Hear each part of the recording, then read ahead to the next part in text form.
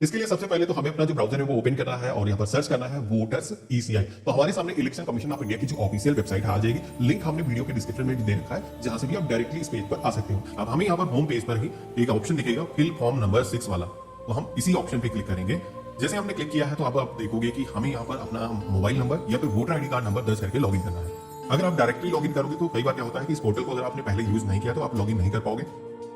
उस केस में आपको साइन अप के ऑप्शन पे क्लिक करके पहले तो आपको यहाँ पर अपना मोबाइल नंबर रजिस्टर करना है, जिसके लिए हम दर्ज करेंगे कैप्चा कोड से हम दर्ज करेंगे, कंटिन्यू करेंगे, एक ओटीपी आएगा हमारे मोबाइल फोन पर वो दर्ज करेंगे और वेरीफाई एंड लॉगिन के ऑप्शन पे क्लिक करेंगे। तो इस तरीके से हम पोर्टल के अंदर लॉगिन हो चुके हैं। अब हमें अगेन फॉर्म नंबर 6 के ऑप्शन पे क्लिक करना है। फॉर्म यहाँ पर आ चुका है। नए मतदाता बनने के लिए सबसे पहले तो आपको अपना जो स्टेट है सेलेक्ट करना है और इसके बाद में अपना जो डिस्ट्रिक्ट है वो यहाँ पर हम सेलेक्ट करेंगे। इसके बाद में असेंबली कॉन्स्टिट्यूंसी के सेक्शन में आना है। यहाँ पर आप सभी को आपका जो भी विधानसभा क्षेत्र है वो इस लिस्ट में से सेलेक्ट करना है। ये सेलेक्ट करने के बाद में आप देखोगे कि यहाँ पर इलेक्शन कमीशन ऑफ इंडिया ने दो नए ऑप्शन जोड़े हैं। एक तो ऑप्शन है न्यू इलेक्टर वाला, दूसरा है इलेक्टर इनरोल बिफोर एसआईआर 2025।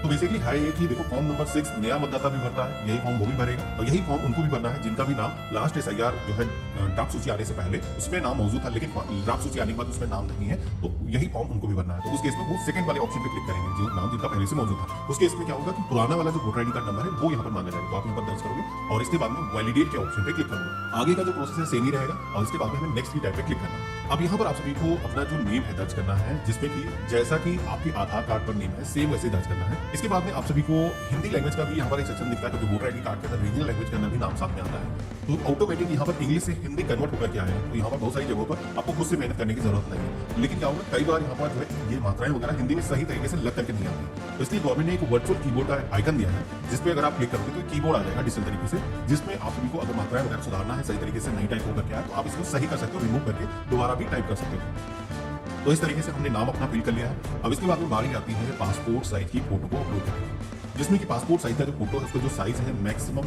2 MB होना चाहिए और इसके जो डायमेंशन है यहाँ पर दिखाया गया 4.5 सेंटीमीटर बाय 3.5 सेंटीमीटर, यानी कि पासपोर्ट साइज की जो फोटो जैसे इंडिया के अंदर चलती है वैसे ही फोटो आपको अपलोड करना है। अब बहुत सारे लोग आज के डेट में मोबाइल फोन से करेंगे, तो इसमें आपके पास में कंप्यूटर नहीं है तो आप ये चाहो पासपोर्ट साइज की जो फोटो अपने मोबाइल फोन से बना सकते हो। इसके लिए हमने अपनी वेबसाइट पर एक टूल दिया है, जो कि आप सर्च करोगे सरकारी डीएनए टूल्स, तो आप सभी के सामने ये जो पेज है आ जाएगा, जहां पर PI सेवन वाले ऑप्शन पे क्लिक करना है और यहाँ पर आप सभी को अपनी जो फोटो है वो अपलोड करना है जो आपने मोबाइल फोन से कैप्चर करी है। और इसका बैकग्राउंड अगर आपको हटाना है, कलर चेंज करना है वो आप कर सकते हो, ब्राइटनेस वगैरह एडजस्ट कर सकते हो और ये जो फोटो है पासपोर्ट साइज यहाँ पर डाउनलोड हो जाएगी। अब यहाँ पर आप देखोगे कि हमने सेलेक्ट किया है, तो इस तरीके से ये जो सेक्शन है वो कंप्लीट हो चुका है। इसके बाद में बारी आती है रिलेटिव नेम को दर्ज करने की, जिसमें कि मोस्टली लोग यहाँ पर फादर का नाम दर्ज करेंगे। तो टाइटल में सबसे पहले तो फादर को सेलेक्ट कर लेना है।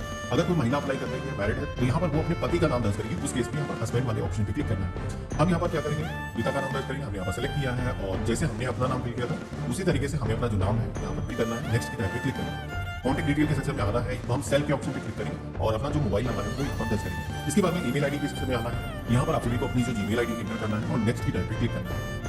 आधार का सेक्शन आएगा तो मोस्टली लोगों के पास में आधार कार्ड होगा, तो आधार नंबर के ऑप्शन पे क्लिक करना है और यहाँ पर हमें अपना जो 12 डिजिट का आधार नंबर है दर्ज कर लेना है। कुछ लोगों के पास में आधार कार्ड नहीं होगा या फिर जिन स्टेट के अंदर आधार नहीं बनाए जाते हैं तो उन लोगों को I am not able fund में आधार के ऑप्शन पे क्लिक करके आगे बढ़ना है और नेक्स्ट की टाइप पे क्लिक करना है। मेल फीमेल जो भी जेंडर है सेलेक्ट करना है। इसके बाद में अगला सेक्शन मिलेगा डेट ऑफ बर्थ का, जहां पर आप सभी को कैलेंडर के ऑप्शन पे क्लिक करके सबसे पहले ईयर चूज करोगे, मंथ चूज करोगे, डेट चूज करोगे। अब डेट को चूज करने के बाद यहाँ पर आप सभी को अपनी डेट ऑफ बर्थ का एक दस्तावेज देना है। तो इसके अंदर क्या क्या दिया जा सकता है, तो यहाँ पर हम डॉक्यूमेंट की टाइप पे क्लिक करेंगे। तो डेट ऑफ बर्थ के तौर पर हम अपना जो बर्थ सर्टिफिकेट है वो दे सकते हैं, इसी के साथ में आधार कार्ड दे सकते हैं, पैन कार्ड अगर आपको बना है वो लग जाएगा, ड्राइविंग लाइसेंस लग जाएगा और 10वीं की मार्कशीट अगर आपके पास में तो वो भी आप यहाँ पर दे सकते हो, पासपोर्ट भी लगाया जा सकता है।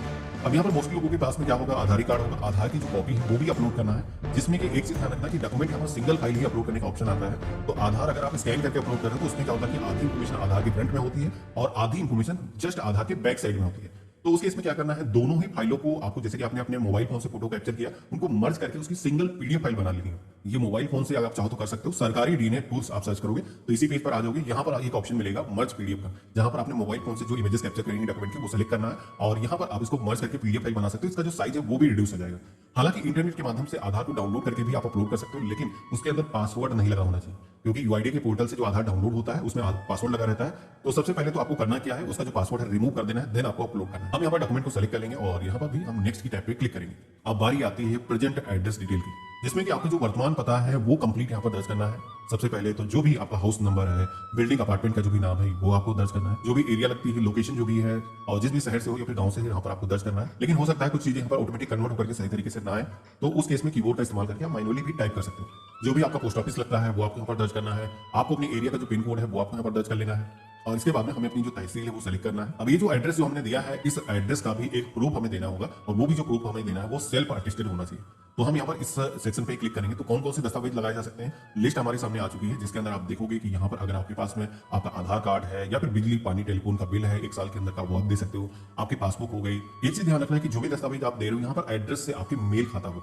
तो यहाँ पर हम चूज फाइल के ऑप्शन पे क्लिक करेंगे और आधार जैसे कि यहाँ पर भी लगाया जा सकता है, हम इसको सेलेक्ट करेंगे और इसके बाद में हम नेक्स्ट की टैब पे क्लिक करेंगे। तो अगला जो सेक्शन आएगा वो है डिसेबिलिटी डिटेल का। हम यहाँ पर नेक्स्ट की टैब पे क्लिक करेंगे क्योंकि इस सेक्शन के अंदर हमें कुछ भी करने की जरूरत नहीं है। अब इसके बाद में अगला सेक्शन मिलेगा जहां पर आप सभी को अपने फैमिली मेंबर की जो डिटेल है वो यहाँ पर दर्ज करना है और इसके बाद में हमें नेक्स्ट की टैब पे क्लिक करना है। अब ये जो सेक्शन है कंप्लीट होने के बाद में अगला सेक्शन आता है डिक्लेरेशन फॉर्म का। तो जैसे कि ये जो फॉर्म है, लास्ट एसआईआर की इंफॉर्मेशन मांगी जाती है। यहाँ पर आप देखोगे कि एप्लीकेंट का नाम हो गया, मोबाइल नंबर, एड्रेस वो पहले से आ चुका है। इसके अंदर करना क्या है कि जो भी आपके माता पिता है उनकी डिटेल फिल करना है। जैसे कि पिता का नाम आ चुका है, उनका जो वोटर आईडी कार्ड नंबर है वो हमें दर्ज करना है अगर आपके पास में मौजूद है। इनकेस किसी के पिता एक्सपायर हो चुके हैं तो ऐसे में उनका जो ईपिक नंबर अगर आपके पास में नहीं है तो आप ब्लैंक भी छोड़ सकते हो। लेकिन कोई महिला है जैसे कि शादीशुदा है, वो अपने पति का नाम या फिर पति अप्लाई करा तो वो अपने पत्नी का नाम यहाँ पर दर्ज करेगा, उनका जो ईपिक नंबर यहाँ पर दर्ज करेगा। अब ये करने के बाद में ये ऊपर जो ईपिक नंबर दर्ज करने के जो ऑप्शन थे वो ऑप्शनल थे, लेकिन एसआईआर का जो डेटा है वो अब आपको नीचे में दर्ज करना है, जिसमें कि 3 ऑप्शन मिलते हैं। जैसे कि पहले आपको मिलते थे एसआईआर का डेटा फिल करते वक्त, वैसे ही यहाँ पर ऑप्शन आ रहे हैं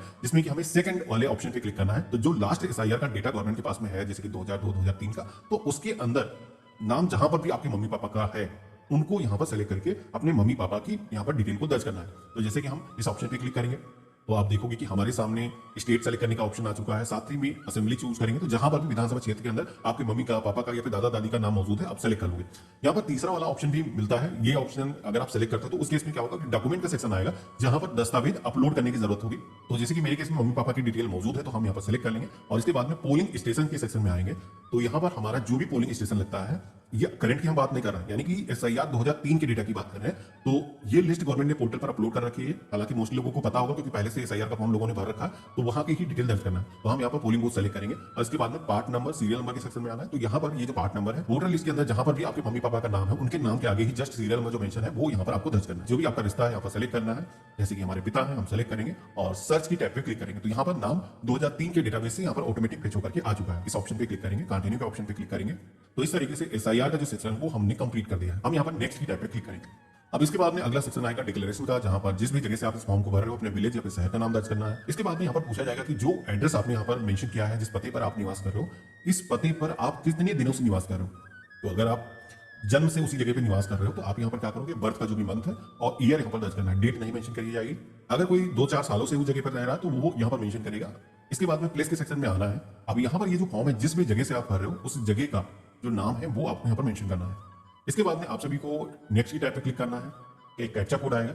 ये जो कैप्चा कोड है जैसा है, अगर कैपिटल के अंदर दिख रहा है तो कैपिटल के अंदर, अगर स्मॉल में है तो सेम वैसे ही आपको फिल करना है और इसके बाद में सेंड ओटीपी की टैब पे क्लिक करना है। तो जैसे हमने इतना किया है तो हमारे मोबाइल फोन पर एक ओटीपी जाएगा जो कि हमने लॉगिन करते वक्त जो दर्ज किया था उसी पर आएगा और इसके बाद में हमें प्रीव्यू एंड सबमिट के ऑप्शन पे क्लिक करना है। तो जैसे हमने इतना किया तो हमारे सामने फॉर्म नंबर 6 यहाँ पर जनरेट होकर के आ चुका है, जिसके अंदर सारी इंफॉर्मेशन जो आपने अभी तक डिजिटल तरीके से फिल करी इस फॉर्म के अंदर दिखाई गई है। यहाँ पर फॉर्म को मिलान कर लेना है कि जो भी डिटेल आपने दर्ज करी है वो सही तरीके से आ चुकी है। इन केस कोई भी मिस्टेक हो चुकी है तो यहाँ पर आप बैक जाकर के एडिट कर सकते हो। मेरे केस में जैसे कि सारी चीजें सही, हमें ई साइन एंड सबमिट के ऑप्शन पे क्लिक करना है और यहाँ पर यस के ऑप्शन पे क्लिक करना है। तो अभी इलेक्शन कमीशन ऑफ इंडिया ने नए वोटर बनने के लिए क्या किया है कि ई साइन यानी कि डिजिटल तरीके से आधार के जरिए हस्ताक्षर करने की जो प्रक्रिया है ये जरूरी कर दी है, जिसके लिए सभी यूजर्स को अपना आधार नंबर यहाँ पर दर्ज करना होगा और इसी के साथ में गेट ओटीपी की टैब पे क्लिक करोगे तो आपके आधार कार्ड से जो भी आपका मोबाइल नंबर लिंक है उस पर एक ओटीपी आएगा।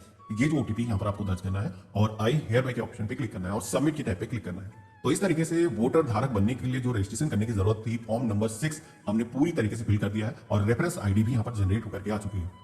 अब हमें वेट करना है इलेक्शन कमीशन ऑफ इंडिया की तरफ से, जैसे कहा गया है कि फाइनल जो लिस्ट आएगी उसके अंदर वोटर का जो नाम है शामिल होकर के आएगा। तो यहाँ पर इस तरीके से अगर आपने फॉर्म भर दिया तो अगले 1 महीने के अंदर ही आपका जो नाम है मतदाता सूची के अंदर आ जाएगा। और इसके बाद में कभी भी स्टेटस अगर जानना है तो इसी पेज पर दोबारा से आओगे तो ट्रैक एप्लीकेशन स्टेटस का एक ऑप्शन मिलेगा, जहां पर आप सभी को अपना जो एप्लीकेशन का जो रेफरेंस नंबर है वो दर्ज करना है और सर्च की टैब पे क्लिक करना है। तो वर्तमान जो स्टेटस है वो यहाँ पर आ जाएगा। जैसे कि मेरे केस में हमने फॉर्म को सबमिट कर दिया है और डिजिटल तरीके से ई साइन अगर आपने कर दिया तो कोई physical form election commission of India को पोस्ट के माध्यम से भेजने की जरूरत नहीं है।